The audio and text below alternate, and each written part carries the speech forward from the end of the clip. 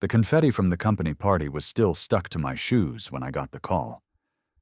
1 hour I was standing on stage with a plaque in my hands and a 1,000-watt smile for the cameras. The next, I was sitting in my car, cold sweat running down my back, replaying my boss's voice saying, "We're going in a different direction." I didn't know whether to scream or laugh. Before we dive in, where are you listening from? And what time is it for you right now? Drop a comment below. I read every one. I arrived early today. Also, if you're into stories about career betrayals, personal wins, and quiet revenge, hit that subscribe button. You won't regret it. My name is Landon Reyes. I'm 33, surgically ambitious, and the kind of guy who never took a sick day because I liked the pressure. I played the game. I was winning until they changed the rules behind my back. I still had the damn Employee of the Year plaque in my hand when I got the email. Subject line: Urgent. HR meeting at 4:30 p.m. That was odd. No subject lines were urgent in my company unless someone died, or someone was being axed. But not me, couldn't be. I was the rainmaker, the guy who brought in $11.2 million in net new revenue last fiscal year. The one who'd just led the pitch that won us the Western Tech contract after 3 other VPs failed to close it. So I went to the meeting like a man heading to collect another bonus. But the room was too quiet. Just my boss, Alan, and HR. Alan didn't make eye contact. HR looked like they wanted to be anywhere else. "Landon," Alan said, folding his hands like some white-collar priest. "After reviewing team feedback and assessing our strategic direction, we've decided to eliminate your role, effective immediately." I blinked. "What?" HR slid a folder toward me like I was being handed my own death certificate. Alan cleared his throat. "This isn't performance-based, it's a restructuring. We appreciate your contributions." Appreciate? I was still wearing the lapel pin from the award they gave me 2 hours ago. I looked him in the eye and asked, "So who's replacing me?" Alan hesitated. And that's when I knew. It wasn't about performance. It was personal. Political? "There's no replacement," he said, lying to my face. "We're redistributing your accounts across the leadership team." "Meaning? You got too powerful, Landon, too visible, and someone up there didn't like it." I left the building with my box of things and the plaque sticking out the top like a cruel joke. But I didn't cry. I didn't scream. I sat in my car, stared out the windshield, and thought one thing. They don't know what I know. Because 2 days ago, I'd met someone at a rooftop mixer, a CEO, a powerful one. And we'd talked about something big, something that would change everything. And right before I turned the ignition, I got a text that made my heart punch the inside of my ribs. "Hey Landon, let's talk Monday. We're ready to move if you are." The text just sat there, glowing on my phone screen like a lifeline. "Hey Landon, let's talk Monday. We're ready to move if you are." It was from Amira Dosani, CEO of Coratech, one of the fastest-growing AI firms in the Valley. We'd met at a rooftop mixer in Soma 2 nights before the restructuring. What started as small talk over old fashions turned into an intense, hour-long conversation about leadership, innovation, and the absolute rot happening inside traditional tech orgs. At the time, I didn't think much of it. People talk big at mixers. But Amira? She followed up. She sent the text, and she knew what she was doing. I reread it 5 times. Then I drove. I didn't know where. I just needed to move, to keep my hands busy before I threw my damn phone out the window. It wasn't just the firing. It was how clean they made it, like I never existed. No thank you speech, no send-off.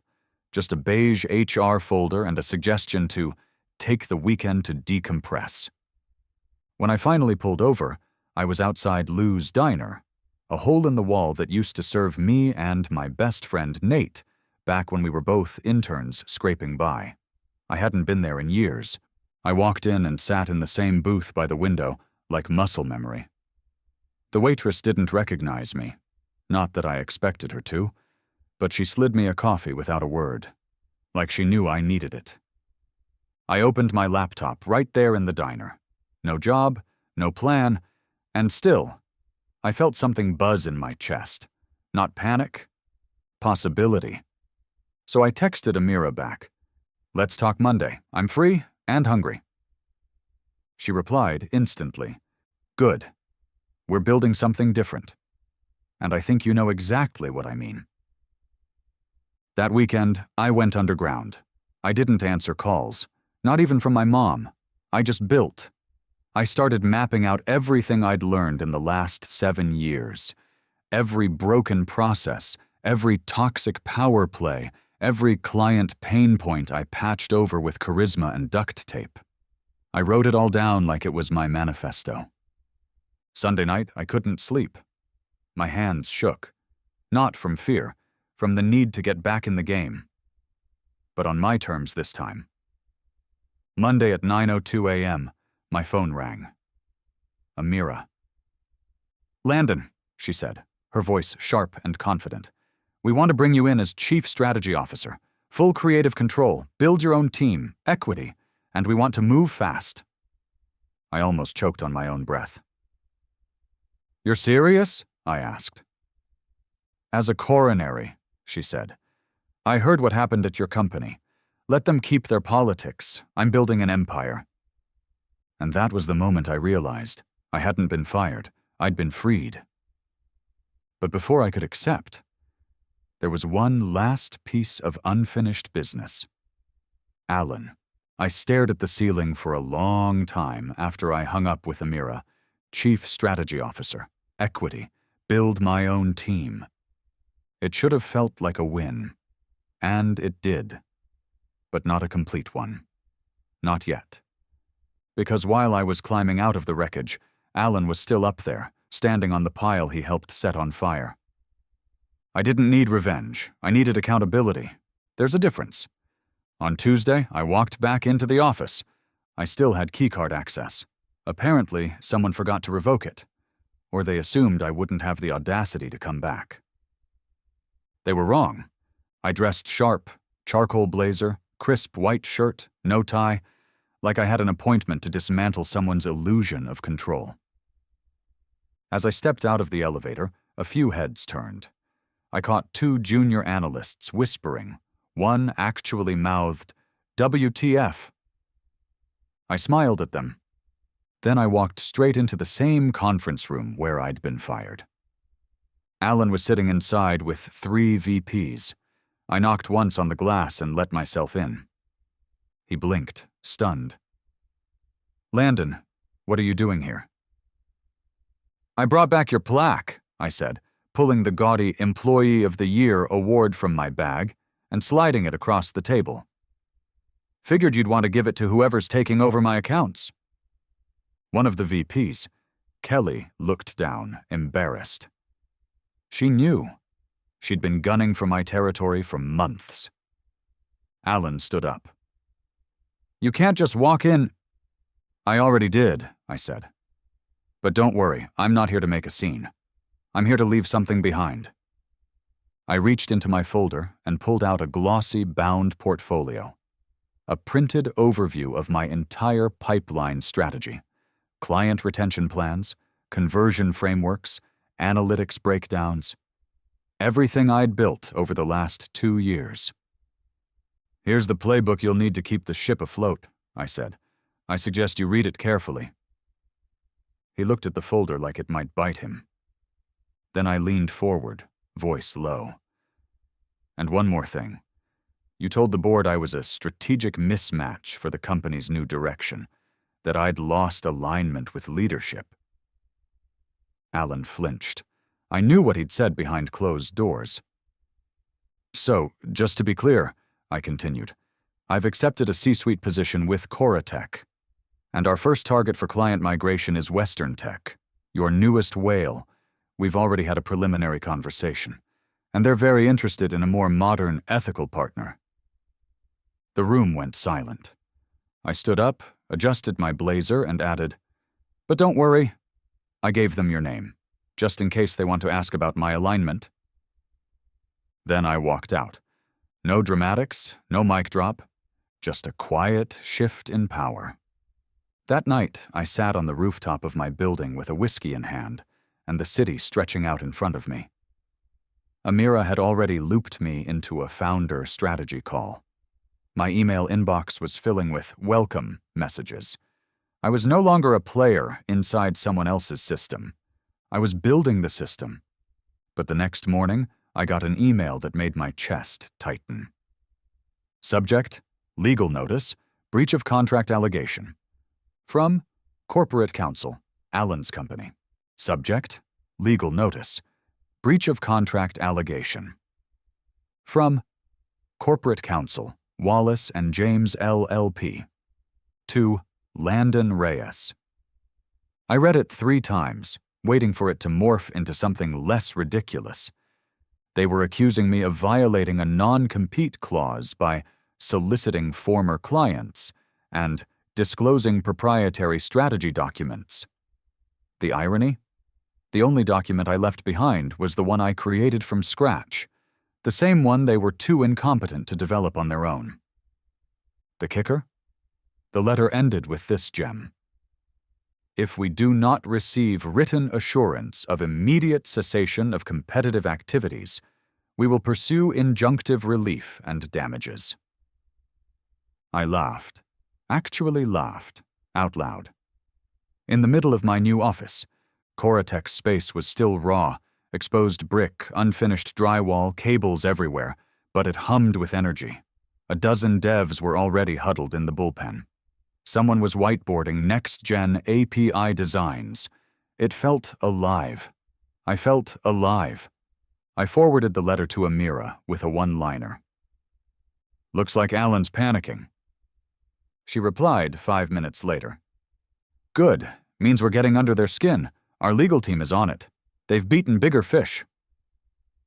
But still, the accusation burned. Not because I thought they'd win, but because they were trying to erase me, as if I'd stolen something instead of building everything they were still clinging to. So I called someone I hadn't spoken to in a while. Nate. He picked up on the second ring. "Reyes? The hell happened to you, man? I heard you vanished." "Yeah," I said. "I've been repositioning." He laughed. "That sounds like something you say right before or right after flipping a company the bird." "Technically both." I told him everything. The firing, the offer from Amira, the walk back into the lion's den, and now the legal threat. Nate used to be our lead counsel before jumping ship a year ago to go in-house at a venture firm. He knew the playbook. "I'll look at the letter," he said. "But from what you told me, it's all bark. Non-competes are almost always unenforceable in California. And strategy docs you created? That's your IP, not theirs, unless you signed it away in blood." "I didn't," I said. "Then they're bluffing. Send me your old contract anyway. I'll shred it apart and loop you in with someone who eats these corporate scare tactics for breakfast." That night, something shifted in me. Not fear. Focus? They wanted to play dirty? Fine. I'd stay clean and still outmaneuver them. I met with Amira the next morning to finalize our launch strategy for our stealth initiative. We weren't just building an agency. We were building a platform, one that would connect enterprise clients with ethical, agile tech teams across industries. No bloat, no BS, just results. "Western Tech is in," she said, sliding me a signed letter of intent. "2 other firms are circling."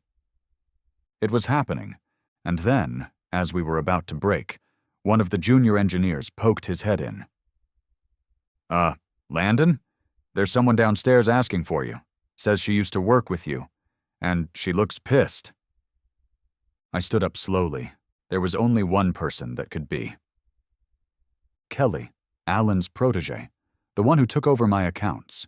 She was pacing the sidewalk like a kettle about to boil over. Kelly Morgan, Vice President of Strategic Accounts, office politician by day, snake by fluorescent light.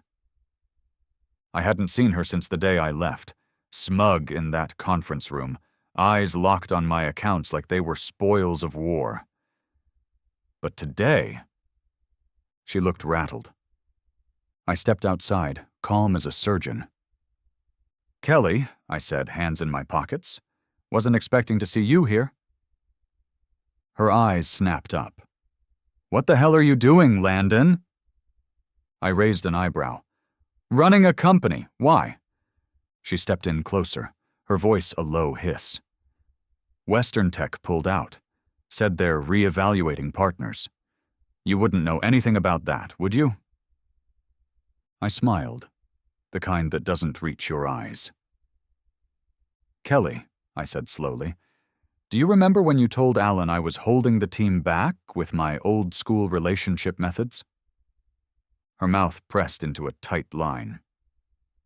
"Well," I said, "turns out those old-school relationships are the reason Western Tech trusted me in the first place. They didn't sign with Coratech out of spite. They signed because I showed up for them when no one else did." She looked like she wanted to slap me. Instead, she said, "You blindsided us. You humiliated Alan." I shrugged. "I didn't fire me." Kelly stepped back, crossing her arms. "You think this makes you look noble? You're poaching. You're tanking years of internal work just to prove a point." "No," I said, voice sharper now. "I'm proving that loyalty isn't a weapon. You all used mine against me, so now I'm loyal to something else. Myself." She didn't reply. She didn't have to. I could see it in her face. The fear. The slow realization that the machine they tried to run without me was sputtering, and the guy they tossed aside was now building his own damn engine. Then she said something that almost made me laugh. "You'll never beat us long term." I took a breath, calm and deliberate.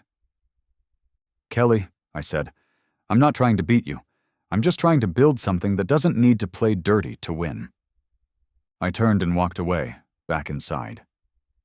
The door clicked shut behind me like a punctuation mark. Inside, Amira was waiting by the espresso machine, smirking. "That her?" she asked. "Yep." She looked like she just found out Santa isn't real. I grinned. Except Santa now runs a startup and took her favorite client. We both laughed. But beneath it, I felt something else. Not satisfaction. Peace. For the first time in years, I wasn't managing chaos. I was designing something from the ground up, with people who believed in the vision, not just their titles. And then came the final twist. That evening, I got a LinkedIn message. Short. Cold. From Alan. "You've made your point, but I think you'll want to hear what's coming next. Call me." I stared at the message. And for the first time since this all started, I wasn't sure what he meant. I didn't call Alan. I let the message sit for hours, unread, while I reviewed hiring packages and helped one of our new dev leads troubleshoot a systems bottleneck. But it itched at me, like a splinter under the skin. Finally, I forwarded the message to Amira and Nate, just in case. Nate replied instantly, "Don't call. Make him spell it out. These guys bait with ego. Let him put whatever threat he's hiding in writing." Amira sent a single emoji. Fire. But my gut said Alan wouldn't send another message. No, he'd want control. He was an old-school operator. Corporate Machiavelli with a LinkedIn premium account. So I waited. It came 2 days later, a leak. An anonymous tipster sent a PDF to a journalist at Tech Civic Weekly, a well-respected industry rag that loved exposing executive rot. The file contained internal Slack screenshots, meeting recordings, and email exchanges between Alan and several board members. The subject? Eliminating threats to the power structure, Reyes strategy. My name was mentioned 16 times. It was a coordinated takedown. They hadn't fired me for restructuring. They'd removed me because the board felt I had too much client loyalty, too much influence, and, get this, too much employee support. One message literally read, "Landon's got the floor. People follow him. He's not playing politics. It's dangerous." Dangerous for not playing politics. The journalist published the exposé 2 days later under the headline, "Company of the Year Fires Employee of the Year, the Loyalty Paradox in Tech Leadership." It went viral. Fast, LinkedIn exploded. Former coworkers messaged me in droves. Some to apologize, others to say they were leaving too. Clients reached out. Some even tagged the company directly in posts with captions like, "We stand with integrity." Alan resigned within 72 hours. Kelly followed a week later. The board dissolved the strategic accounts division I helped build. Meanwhile, Coratech had to pause new client intake because demand was too high. Amira handed me a whiskey on a Friday and said, "You accidentally started a movement." I took a sip and told her the truth. Number I just stopped lying to myself about who I was building for. A month later, I got one final email. Subject: From one builder to another. It was from Western Tech's CTO. "We just wanted to thank you, not just for the work, but for showing what real leadership looks like. Keep going." That's when it hit me. What they tried to destroy was never just a job. It was my name, my reputation, my integrity, but you can't fire someone from that. You can only hope they don't come back stronger. Too late, I already did.